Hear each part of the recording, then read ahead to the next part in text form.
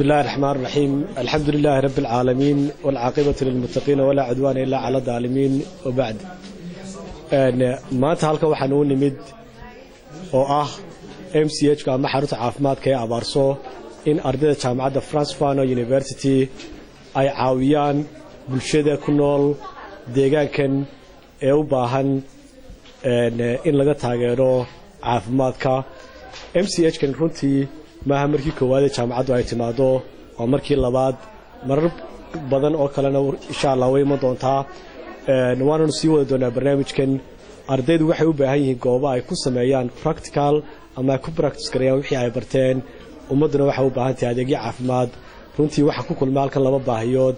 ardayga u baahan meel uu ku sameeyo tacliintiisii iyo community iyo bulshada u baahan iyaguna cid ka taageerta dhinaca caafimaadka arrintan sidaan soo xusay waxay noqon doontaa mid socota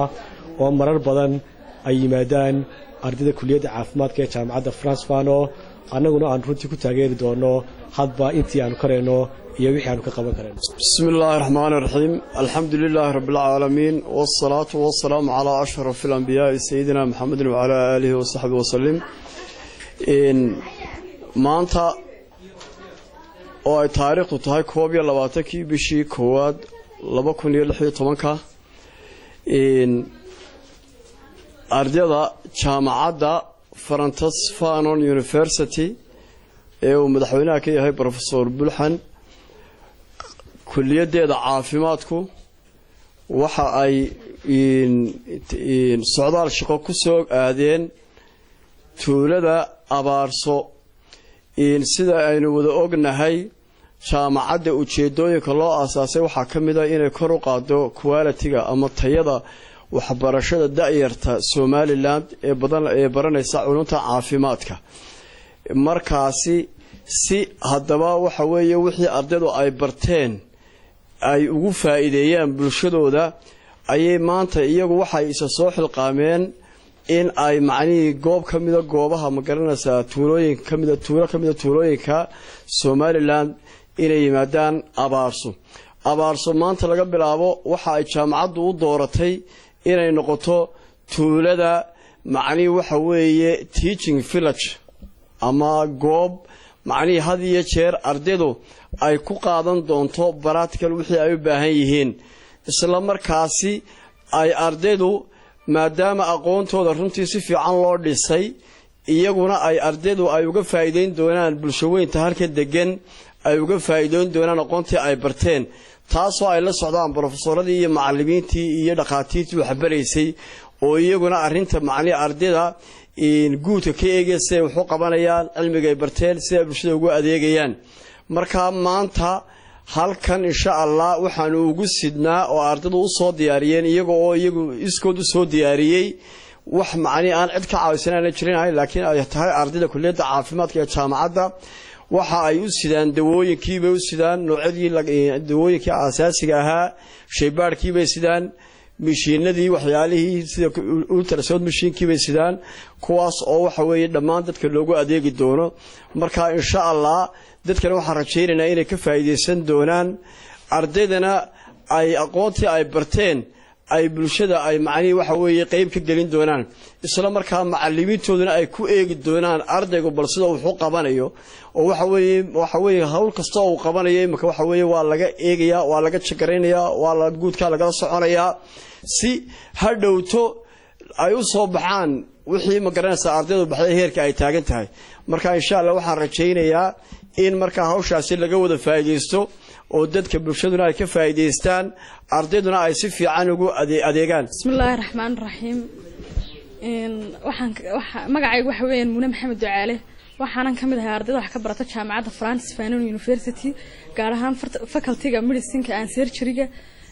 waxaan maanta joognaa MCH ka Abaarso annagoo ah arday dhakhaatiira waxaan maanta halkan u nimid si aan wax ugu qabanno dadkayga muxuu ahaayay xanuunka ka cabanaya oo uu daweyno annagoo sidana dhammaan qalabkii looga baahnaa muxuu ahaayay arday dhakhtar waxa inuu sidana muxuu ahaayay ECG-gii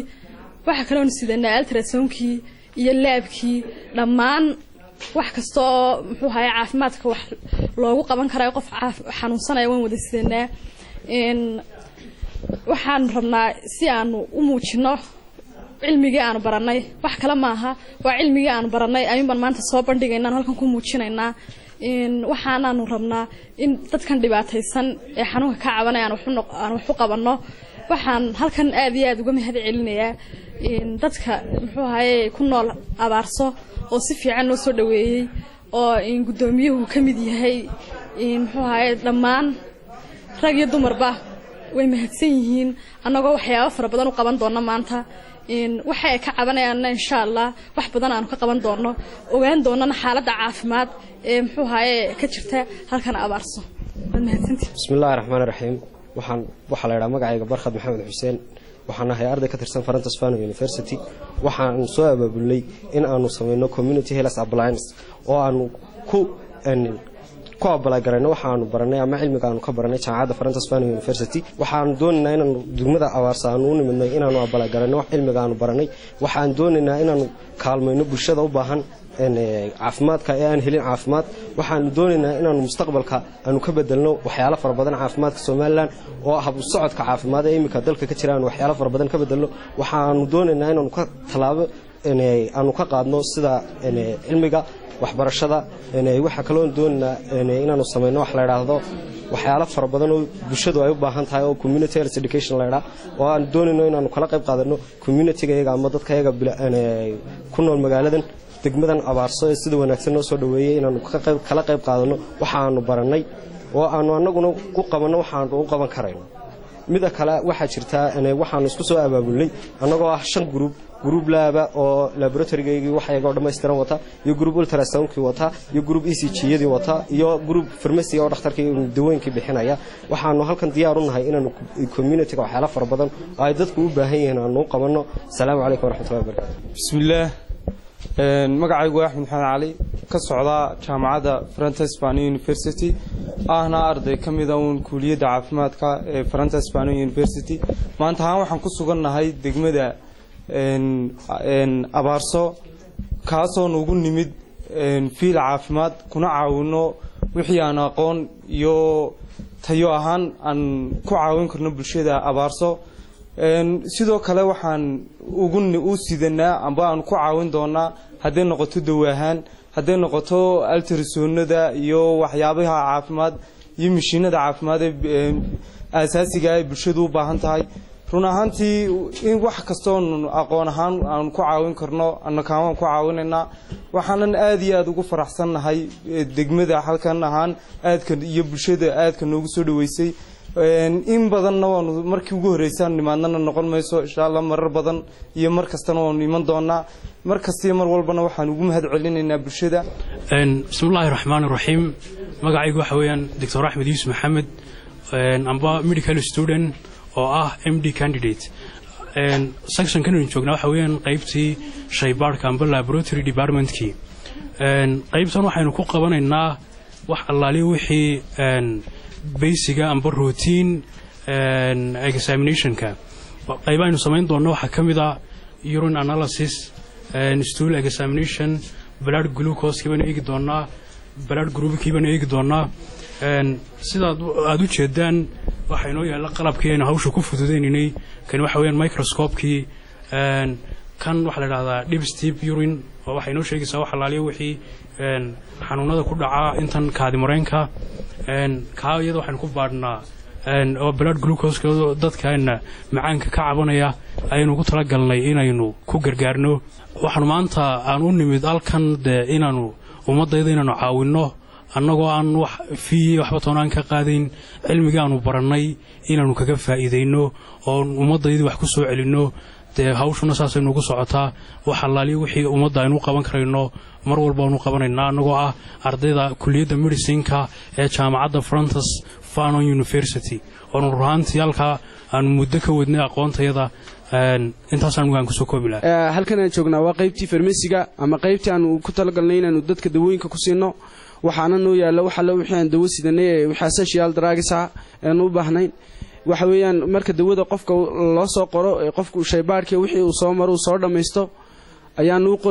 anaguna dawadii siinana wixii loo soo qoray ayaanu halkan ka siinayna qofku marka halkan uu ka qaadanay wixii dawa wax lacagana la qaadi maayo bismillaah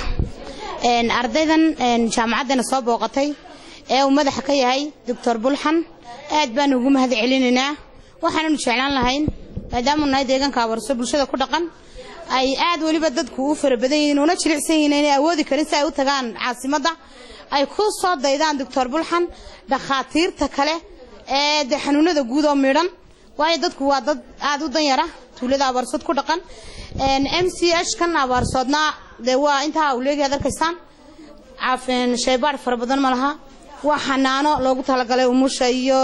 uurka iyo waxaanu jeclaan lahayn waliba caasimadda aan ku codsan lahayn inay aad iyo aad noo soo daneeyaan tuulada abarsod u soo daneeyaan aad baan u mahadsantii bismillaahir rahmaanir rahiim anigoo ka tirsan team leaderka MCH abaarsa MCH waxaanu soo dhaweynaynaa qoladan ka tirsan jaamacadda ee taageerada u geysanaysa dadka ku nool abaarso dawadii iyagoo sida dhakhtarnimadii ku taageeraya waxqabad weyn weeyaan jaamacadaha kalena saasaanu ka rajaynaynaa inuu yimaadaan dadkooda wax u qabtaan aad iyo aad bay u mahadsan yihiin oo nagu mahadnaqayna caawimada ayna caawiyeen dadkii taageeraya bismillaahi raxmaan raxiim waxaanu joognaa abaarso MCH ka abaarso waa jaamacaddii France Fanon University waxa ila jooga oo iyaguna laba kelmadood odhanaya gudoomiyaha abaarso Tayyib iyo maxaan ku idhaahaa ninkii aasaasay iskuulka abaarso Science and Technology ee caamka noqday Mr. Jonathan Starr marka iyaguna waxay ku darsanayaan kelmada ma laba waxay arkeen ama maxaan ku idhaa baahida meesha taala. In English, I want to say that we are here in Abarso MCH and I have the pleasure of introducing the mayor, the chairman of the city of Abarso, Tayyib, and also Mr. Jonathan Starr, who is the founder of the already famous school,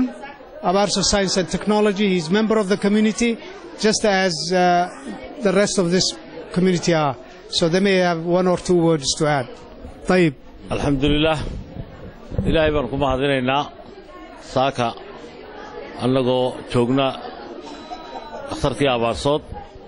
dawooyin oo noo keenay Dr. Bulxan noo wado ayaanu qaybinaynaa ummadii way aad bay u joogtaa way ku dawadii way qaadanaysaa si fiican bay loo siinayaa doctorkaasoo in badan meeshiisa ka shaqeeyay nin deegaanka u dhashayna kana shaqeeya danta guud ee deegaanku leeyahayna aad iyo aad u ilaaliya hadday dhakhtarka noqoto hadday noqoto iskuullada waxoo dhan aad buu u kormeeraa una daneeyaa una ilaaliyaa ma aha markii koowaad iyo markii labaad midna in badan ayuu ku soo noqnoqdaa uu yimaadaa uu meel walba ka warhayaayo aad iyo aad u fatashaa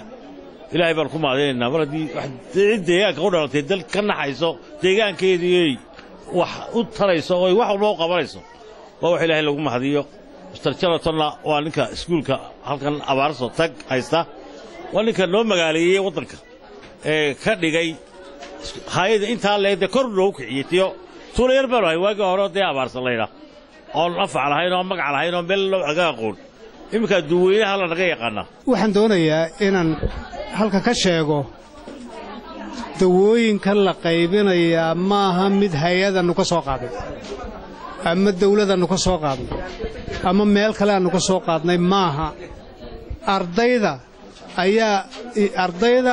iyo jaamacadda ayaa isugu tegay oo ardayduna waxbay iska soo ururiyeen jaamacadduna waxbay bixisay markaa jaamacadda bahda jaamacadda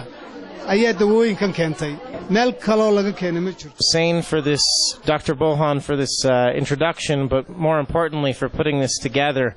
as I'm sure the cameras will show, there's a tremendous turnout here. Not just of volunteers, but of the people of Abarso have come to this. And it's clear that far more events like this should occur all around Somaliland. we've been committed to helping improve the village, us at Abarso School, and Hussein, Dr. Bohan, is committed to it as well. And if the village, with the village's support, I think people will continue to see that Abarso will become a model village for the rest of the country, hopefully to follow. So thank you to everyone involved here.